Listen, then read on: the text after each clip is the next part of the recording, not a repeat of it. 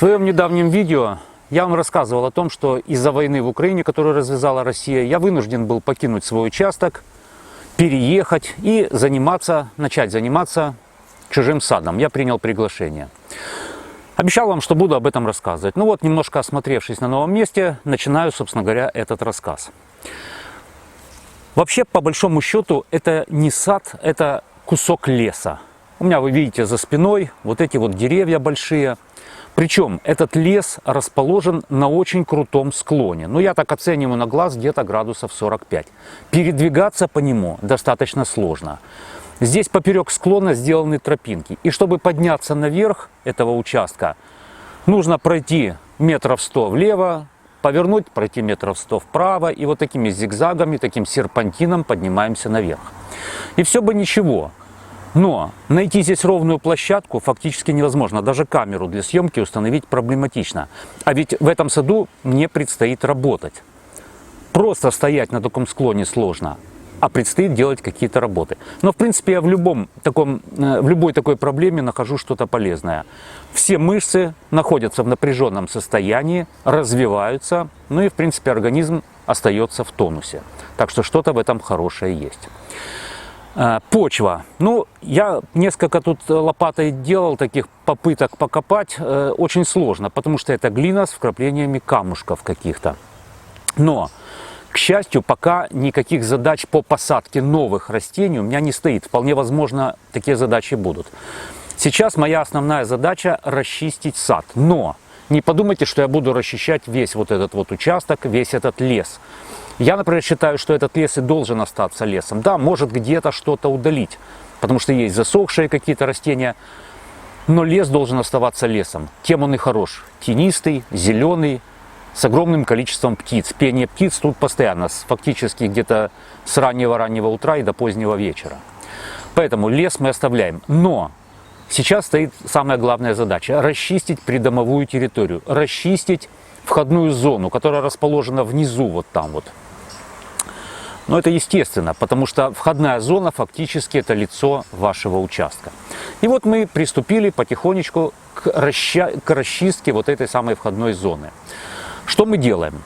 Дело в том, что в этом лесу растут разные деревья. Это и вяз, и бук, и граб, и клены какие-то, которые дают огромное количество самосева. И ладно, когда этот прутик вылез недавно из земли, его удалить секатором под корень в принципе несложно.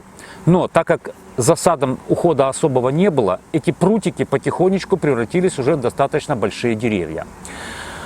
Ну, казалось бы, можно было их удалить, но вот эту задачу я отодвинул пока, потому что для того, чтобы решить удалить дерево или его оставить, нужно время, нужно присмотреться, что удалить, а что оставить. Поэтому мы приняли немножко другое решение. Мы решили очистить штамбы этих деревьев от веток на ту высоту, на которую мы можем достать, чтобы в саду, вот в этой придомовой территории, во входной зоне появился свет, ну и появился воздух, чтобы те растения культурные, которые там посажены, чтобы они получали достаточное количество света. Потому что, все же, наверное, знают, что декоративные какие-то цветущие кустарники, для того, чтобы они цвели, для чего они посажены? Чтобы радовать глаз. Им для этого нужен свет в довольно большом количестве. Поэтому сейчас мы прореживаем то, что можно удалить, удаляем тоненько, а большие деревья пока очищаем штамбы, удаляем все те ветки, которые заслоняют свет. Сверху крону пока мы оставляем, пока такое решение у нас принято. И вот так мы начали расчищать придомовую территорию, входную зону этого участка. Ну и будем двигаться дальше. Ну вот, видите, какой склон. Реально 45 градусов примерно. Очень тяжело работать. Расчищаю его и обнаруживаю в зарослях ежевики, самосевок, деревьев, бука здесь очень много. Вот обнаружил вечно зеленый кустарничек какой-то. Очень похож на самшит, но это не самшит, потому что запаха нет. Скорее всего, или кизильник какой-то, или что-то такое.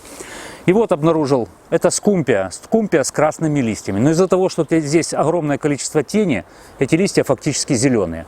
Вот сейчас я здесь расчищу, вот это ежевику поубираю, спилю вот эту вот акацию, которая дает здесь тень. И надеюсь, ее листва восстановится. И обратите внимание, какие у них формы. Вот туда они стремятся, к свету. Источник света был оттуда, получается.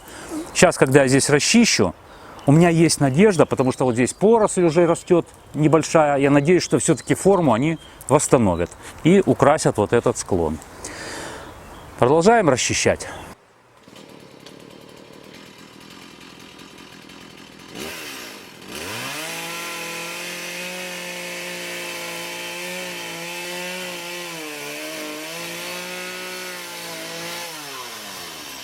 Вот очередная задача. Видите, здесь как бы высажена живая изгородь. Но они обрезаны были когда-то, но потом заброшено. И это все ветки пошли расти вверх, все побеги. Наша задача сейчас снова обрезать ее на определенном уровне, чтобы она перестала расти вверх, удерживать ее от роста вверх. И чтобы ветки начали расти в ширину. Будем формировать настоящую живую изгородь. Конечно, не сразу, не за один раз. Но тем не менее, сейчас мы будем срезать на определенной высоте.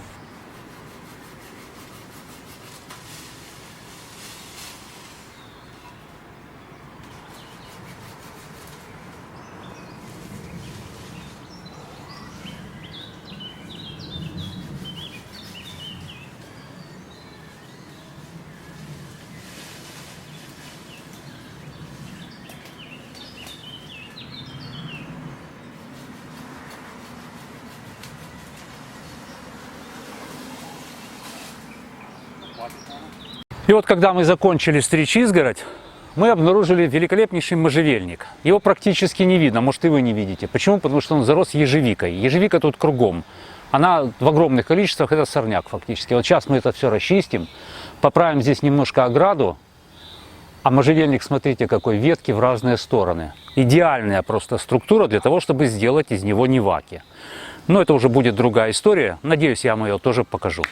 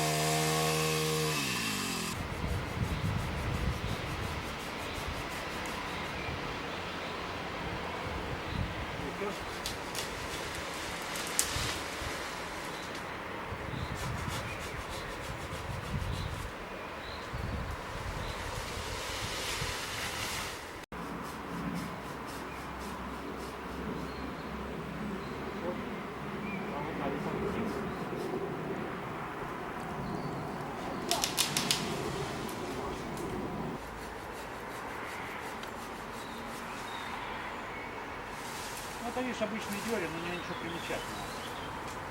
Возможно, у кого-то из вас возникнет вопрос. А куда девать такое большое количество срезаемых веток?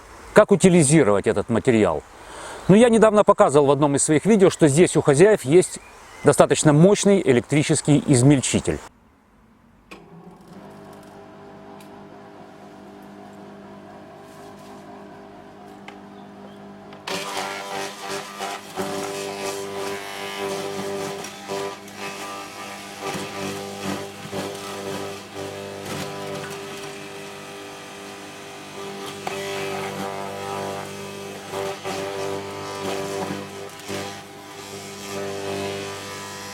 Я, наверное, скоро сниму видео о том, каким инструментом я здесь пользуюсь, каким работаю для того, чтобы расчищать этот сад. Но сейчас не будем на этом подробно останавливаться. Итак, измельчитель есть. Но проблема в том, что все эти ветки, конечно, надо было срезать гораздо раньше, когда еще на них не распустились листья. А сейчас мы их срезаем с листвой. И каким бы мощным ни был этот измельчитель, конечно, он достаточно быстро забивается, приходится останавливать работу, прочищать его. Ну и опять же электроэнергия. Мощность его 2 киловатта 400 ватт. Если длительно ним работать, естественно, потребление энергии достаточно большое. Поэтому мы приняли компромиссное решение. Если нам нужна мульча на грядке, мы включаем измельчитель, измельчаем эти ветки все и используем как мульчу.